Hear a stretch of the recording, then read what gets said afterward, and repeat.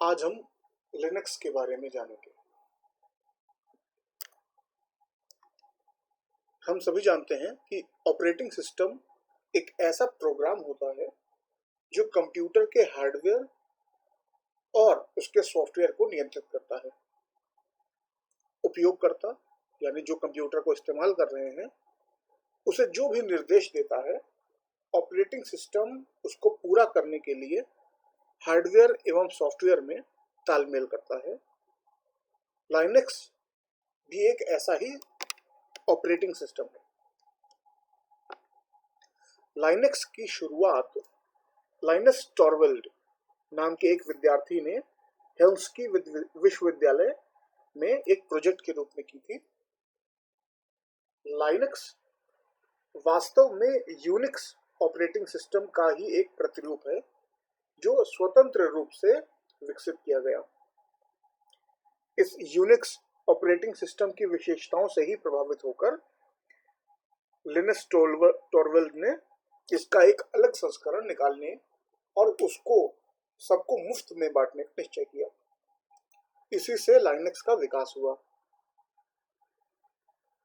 इस Linux operating system में Unix ही नहीं बल्कि अन्य सभी ऑपरेटिंग सिस्टमों की अधिकांश विशेषताएं सम्मिलित हैं, मिली हुई हैं। उसने इसका पहला संस्करण 0.11 सन 1991 में रिलीज किया और इस संस्करण को इंटरनेट के माध्यम से लोगों में बांटा। लाइनक्स में इंटरनेट से संबंधित प्रायः सभी सुविधाएं उपलब्ध हैं और लिनक्स ऑपरेटिंग सिस्टम का पूरा सोर्स कोड इंटरनेट पर उपलब्ध है। कोई भी व्यक्ति उसमें सुधार भी कर सकता है। लिनक्स ऑपरेटिंग सिस्टम में चलने वाले प्रायः सभी प्रकार के सॉफ्टवेयर भी आजकल सरलता से उपलब्ध हैं, जैसे वर्ड प्रोसेसर, स्प्रेडशीट, प्रेजेंटेशन के लिए, डेस्कटॉप पब्लिशिंग, इमेज प्रोसेसिंग आदि। तो हम जानते हैं कि लिनक्स कार्य कैसे करता है। लिनक्स ऑपरेटिंग सिस्टम में मुख्यतः 3 भाग होते हैं। पहला उसका कर्नेल, दूसरा उसका एनवायरनमेंट यानी वातावरण, और तीसरा उसका फाइल स्ट्रक्चर यानी उसकी फाइल की संरचना। लिनक्स का सबसे जो मुख्य भाग होता है वह होता है उसका कर्नेल। यही कर्नेल अन्य प्रोग्रामों को चलाता है, रन कराता है और सभी हार्डवेयर को भी व्यवस्थित करता है। यह कहना गलत नहीं होगा कि लिनक्स पूरा ऑपरेटिंग सिस्टम ना होकर एक कर्नेल के तौर पर अधिक कार्य करता है। वातावरण माने एनवायरनमेंट उपयोगकर्ता और कर्नेल के मध्य एक इंटरफेस उपलब्ध कराता है। यह इंटरफेस उपयोगकर्ता द्वारा दिए गए निर्देशों को ग्रहण करता है और कर्नेल को भेज देता है। लाइनक्स में कई प्रकार के वातावरण उपलब्ध होते हैं। कर्नेल, वातावरण यानी एनवायरनमेंट और फाइल संरचना, फाइल स्ट्रक्चर, ये तीनों मिलकर लाइनक्स ऑपरेटिंग सिस्टम की बुनियादी संरचना को बनाते हैं। इन तीनों की सहायता से प्रोग्राम चलाए जाते हैं, डाटा को व्यवस्थित रखा जाता है और साथ ही संवाद भी स्थापित किया जाता है। लाइनक्स में एक होता है कमांड लाइन इंटरफेस, जिसमें हर एक काम जो हम कंप्यूटर से करवाते हैं वो कमांड को टाइप करके कंप्यूटर से हम काम लेते हैं। कमांड लाइन इंटरफेस में कार्य करना सरल है। इसमें एक प्रॉम्प्ट होता है जिस पर आदेश किया जाता है। उसे टाइप करने के बाद एंटर दबाते ही जिस लाइन पर आदेश टाइप दबाते ही वो कार्य संपादित हो जाता है। जिस लाइन पर हम आदेश टाइप करते हैं वह कमांड लाइन कहलाती है। यह जो कमांड लाइन इंटरफेस, जिसको CLI भी कहते हैं, यह इंटरफेस प्रायः 3 शेल्स यानी शेलों पर आधारित होता है। पहला बॉर्न, दूसरा कॉर्न और तीसरा सी शेल। लिनक्स में इन तीनों पर ही कार्य करने की सुविधा उपलब्ध होती है। अब बात करते हैं लिनक्स के ग्राफिकल यूजर इंटरफेस के बारे में। कमांड लाइन इंटरफेस के विकल्प के रूप में, क्योंकि उसमें बहुत ज़्यादा ग्राफिक्स नहीं होती है, कोई भी ग्राफिक्स इनफैक्ट नहीं होती है, और साथ में हमको जो भी काम करना पड़ता है वो सब टाइप करके करना पड़ता है, तो इसके लिए लिनक्स में एक ग्राफिकल यूजर इंटरफेस GUI भी उपलब्ध कराया गया, जिसमें हमको सारी चीजें चित्रों के माध्यम से उपलब्ध होती हैं। लाइनक्स कमांड लाइन इंटरफेस के विकल्प के रूप में लाइनक्स में ग्राफिकल यूजर इंटरफेस की सुविधा भी उपलब्ध है, जैसा कि विंडोज ऑपरेटिंग सिस्टम में, जैसे विंडोज 98 विंडोज XP में होता है, आजकल विंडोज 10 भी आ गया है। लाइनक्स में इस तरह का इंटरफेस डेस्कटॉप और विंडो मैनेजर के रूप में उपलब्ध होता है। विंडो मैनेजर एक इंटीग्रेटेड डेस्कटॉप का छोटा रूप है जो केवल विंडो कार्यों को संचालित करता है। इसमें विभिन्न प्रकार के विंडो, आइकॉन, मेन्यू आदि होते हैं जो माउस से संचालित होते हैं।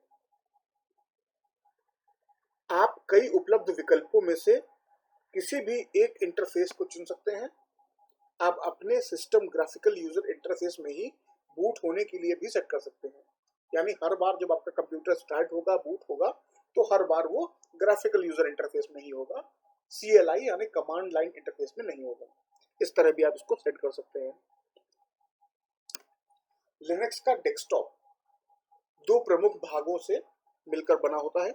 पहला, जो स्क्रीन पर दिख रहा डेस्कटॉप क्षेत्र होता है, और दूसरा होता है डेस्कटॉप पैनल। जब भी आप कोई एप्लीकेशन प्रारंभ करते हैं, खोलते हैं, तो इसी में उस एप्लीकेशन की विंडो, एप्लीकेशन को हिंदी में उपयोग भी कहते हैं, तो इसी में उस उपयोग यानी एप्लीकेशन की विंडो खुलती है। इनमें डेस्कटॉप आइकन भी होते हैं, जैसे कि आप विंडोज में भी देखते हैं। आइकॉन ऐसे चित्र होते हैं जो विभिन्न वस्तुओं को निरूपित करते हैं, जैसे होम का आइकॉन हो सकता है, वेरियस प्रोग्राम्स का होता है, ट्रैश, जिसको हम लोग जैसे विंडोज में रिसाइकिल बिन देखते हैं वैसे ही इसमें ट्रैश होता है। इस तरह से होता है हमारा डेस्कटॉप का क्षेत्र। अब बात करते हैं डेस्कटॉप पैनल की। डेस्कटॉप पैनल में एक पट्टी होती है जो प्रायः हर समय दिखाई पड़ती है। पैनल क्षेत्र, जैसे कि विंडोज में नीचे आपने देखी होगी नीले कलर की पट्टी होती है, वैसे ही एक डेस्कटॉप पैनल लिनक्स में भी उपलब्ध होता है। पैनल क्षेत्र में प्रोग्रामों के आइकॉन, विशेष बटन आदि होते हैं। लिनक्स पर कई प्रकार के डेस्कटॉप उपलब्ध हैं, लेकिन उनमें दो प्रमुख जो हैं, उनमें पहले का नाम है जीनोम, GNOME, तथा दूसरे का नाम है KDE। अब क्योंकि यह ग्राफिकल यूजर इंटरफेस है लिनक्स का, तो इसमें माउस का प्रयोग भी किया जाता है। माउस एक ऐसी डिवाइस है, हम सभी जानते हैं, जिसको हथेली में, हाथ में पकड़कर एक समतल फ्लैट सरफेस पे हम लोग खिसकाते हैं, सरकाते हैं, और इसका प्रयोग मुख्यतः ग्राफिकल यूजर इंटरफेस पर आधारित सॉफ्टवेयरों के साथ ही किया जाता है। स्क्रीन पर माउस, जो कि आप अभी देख रहे हैं, माउस का एक तीर, वैसे ही स्क्रीन पर माउस की स्थिति बताने के लिए एक तीर, आप जहां पर तीर देख रहे हैं वहीं पर देखिए माउस का तीर दिख रहा है आपको, इसका चिन्ह होता है, जिसे माउस पॉइंटर कहते हैं। यह पॉइंटर माउस की हलचल के अनुरूप ही हलचल करता है। माउस को उचित दिशा में सरकाकर हम माउस पॉइंटर को स्क्रीन पर कहीं भी ला सकते हैं। देखिए, जैसे हमने ऊपर लिया है, नीचे लिया है, ये माउस को हिलाकर माउस के पॉइंटर को हम लोग स्क्रीन पर कहीं भी ले जा सकते हैं। अब माउस के साथ में हम लोग क्या क्या क्रियाएं कर सकते हैं, इनको भी हम लोग जान लेते हैं। पहली जो क्रिया हम माउस के साथ करते हैं वो होता है संकेत करना, जैसे कि इस वक्त मैं कर रहा हूँ। माउस को सरकार कर माउस पॉइंटर को डेस्कटॉप की किसी भी वस्तु, जैसे आइकॉन या न्यू आइटम या जो केडी या जीनोम का जो दिख रहा होगा वो उस पर लाना, यही संकेत करना कहलाता है। जैसे हम आपको पॉइंट कर रहे हैं, इस समय संकेत कर रहे हैं यहाँ पहले फर्स्ट वाले पे, तो ये पॉइंटिंग है। दूसरी जो क्रिया हम माउस के साथ करते हैं वो है माउस को क्लिक करना। अब माउस में मुख्यतः दो बटन होते हैं, एक होता है बायां, एक होता है दाहिना। तो बाएं माउस के बटन को एक बार दबाकर छोड़ देना क्लिक करना कहलाता है। दूसरी क्रिया जो हम माउस के साथ कर सकते हैं वो होता है डबल क्लिक करना। जब भी हम किसी एप्लीकेशन को खोलना चाहते हैं तो हम लोग माउस के बाएं बटन को जल्दी जल्दी दो बार क्लिक करते हैं, इसी को डबल क्लिक बोलते हैं। दो बार क्लिक जल्दी जल्दी यानी डबल क्लिक कहते हैं।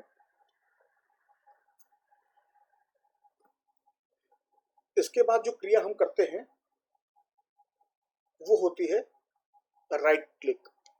अब माउस में जो मैंने बताया दो बटन होते हैं, उसमें जो दाहिना बटन है वो राइट क्लिक कहलाता है। माउस के दाहिने बटन को क्लिक करने अर्थात एक बार दबाकर छोड़ने से इसको राइट क्लिक कहते हैं।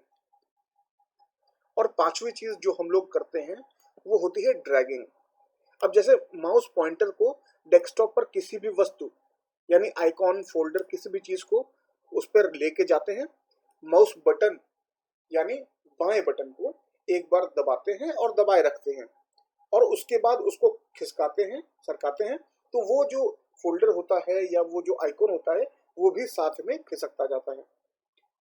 इसी प्रकार वस्तु को खींचकर कहीं पे ले जाना ड्रैगिंग कहलाता है। वस्तु को नए स्थान पर जब हम छोड़ेंगे तो वह पहली जगह से उठकर दूसरी जगह चली जाएगी। अर्थात हम लोग किसी भी आइकॉन को, फोल्डर आदि को एक स्थान से ड्रैग कर यानी उस पर क्लिक कर का बटन दबाकर और दूसरे स्थान पर ले जाके जब छोड़ते हैं तो इसी को ड्रैगिंग बोलते हैं। इस तरह आज हम लोगों ने लिनक्स के बारे में बिल्कुल बेसिक जानकारी जानी। अब आपके लिए गृह कार्य के यह कुछ प्रश्न उपलब्ध कराए जा रहे हैं। जैसे कि पहला प्रश्न है, लाइनक्स क्या होता है? आपको बहुत ज़्यादा इसमें लिखने की ज़रूरत नहीं है, बस यह है कि पर्याप्त मात्रा में आप उतना कंटेंट लिखें जिसमें आपका प्रश्न का उत्तर मिल जाए। यह पूरा गृह कार्य आपको करना है और अगले वीडियो में हम लोग लिनक्स के बारे में विस्तार से जानेंगे, पढ़ेंगे।